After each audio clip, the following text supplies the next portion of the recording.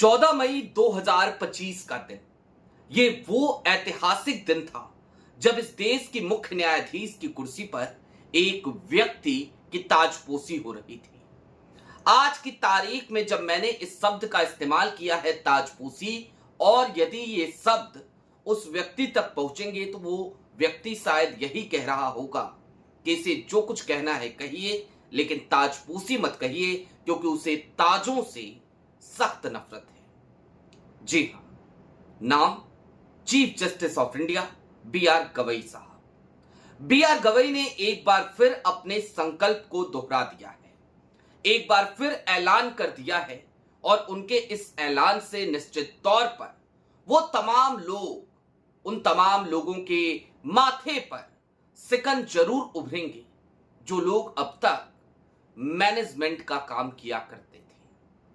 किन लोगों का जिक्र कर रहे हैं ये धीरे धीरे आपको पता चलेगा, लेकिन यकीन मानिए, chief justice B R Gavai के इस बार बार ऐलानिया तौर पर यह कह जाने से कि हमें नहीं चाहिए जो तुम हमें दे सकते हो, सत्ता, प्रधानमंत्री मोदी, गृह मंत्री अमित शाह, सबके पसीने जरूर छूट रहे होंगे।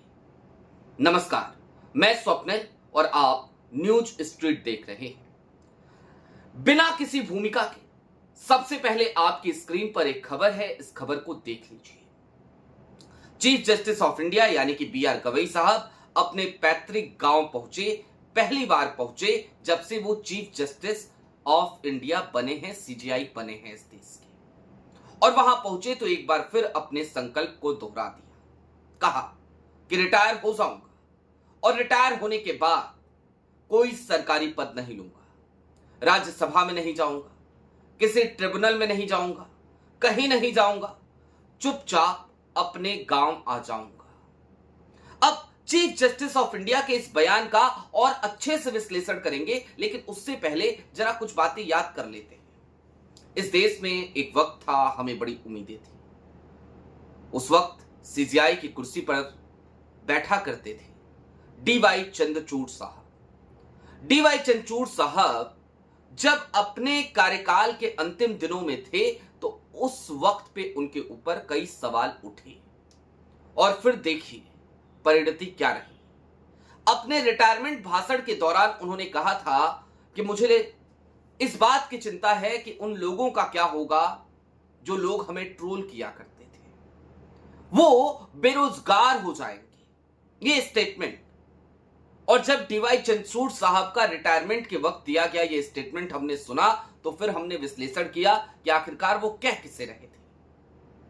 शुरुआती दिनों में जब डीवाई चंद्रचूड़ को लेकर तारीफ की कसीदे पढ़ी जाती थी, उन तमाम लोगों की तरफ से जो लोग सत्ता से सवाल करते हैं आज की तारीख में भी, गोदी मीडिया के काल में भी, तो उस वक्त पे डीवाई चंद्रचूड़ की आलोचना कौन किया करता था?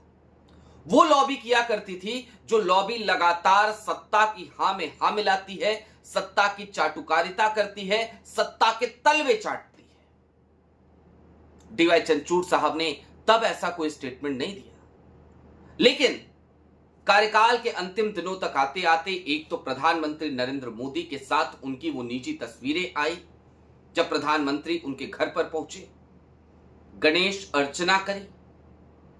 ठीक बात है, प्रधानमंत्री जाएं, गणेश अर्चना करें, अच्छी बात है, उन तस्वीरों को सामने नहीं आना चाहिए था, यह बात भी उस वक्त पे कई लोगों ने कही थी। लेकिन डीवाई चंद्रचूड़ साहब रिटायर हुए, रिटायरमेंट के बाद अभी तक वो उसी घर में थे। उसके पीछे का उन्होंने अपना मानवीय कारण बताया, हम उस तरफ नहीं जाएंगे। लेकिन डीवाई चंद्रचूड़ साहब रिटायर होने के बाद वन नेशन वन इलेक्शन को भी सपोर्ट करते हैं, सरकार की कई चीजों को भी सपोर्ट करते हुए नजर आते हैं, और रिटायरमेंट के कुछ दिनों बाद ही ये सुगबुगाहट चलने लगी थी कि डीवाई चंद्रचूड़ साहब को एक बड़ा पद मिलने जा रहा है। लेकिन आज की तारीख में लीडर ऑफ अपोजिशन की कुर्सी पर राहुल गांधी हैं, और राहुल गांधी की सहमति बड़ी जरूरी हो जाती है, लिहाजा शायद वो पद नहीं मिल पाया, कहीं ना कहीं कुछ न कुछ अड़ंगा लग गया।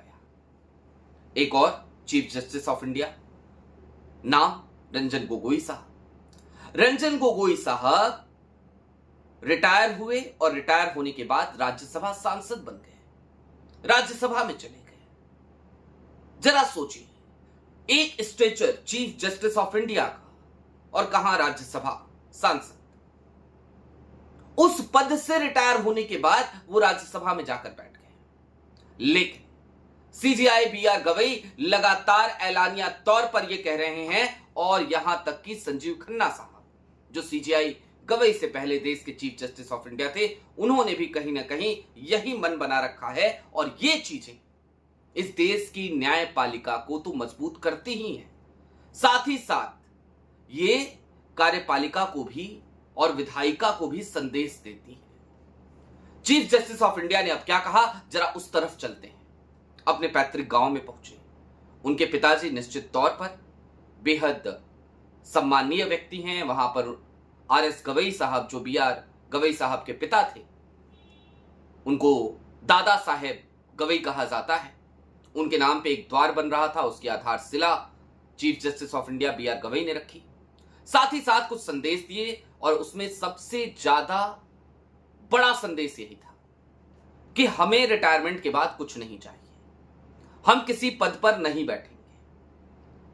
अब जब कोई व्यक्ति सीधे तौर पे ऐलान कर दे कि हमें कुछ चाहिए ही नहीं, हमें आपसे कुछ चाहिए ही नहीं, तो फिर जरा सोचिए कि उसे किस तरीके से मनाया जाए। और सीजेआई बीआर गवई के बीते कुछ दिनों के फैसलों पर अगर नजर डाले, चाहे वो ईडी की सिद्धारमैया की पत्नी के समन मामले में हो, जिस तरीके से उन्होंने फटकार लगाई, या फिर ईडी द्वारा वकीलों को समन किए जाने के सिलसिले में हो, या फिर कि चुनाव आयोग की चूल्हे कसने के लिए 1952 के सुप्रीम कोर्ट के 6 जजों के बेंच के फैसले को पलट देने वाला फैसला हो, ताकि इलेक्शन की नोटिफिकेशन जारी हो जाने के बाद भी अब न्यायपालिका हस्तक्षेप कर सकती है, इंटरफेयर कर सकती है। ये तमाम फैसले कहीं ना कहीं बताते हैं कि सीजेआई बीआर गवई जब तक अपनी कुर्सी पर हैं, तब तक वो लगातार लोकतंत्र को मजबूत करते रहेंगे।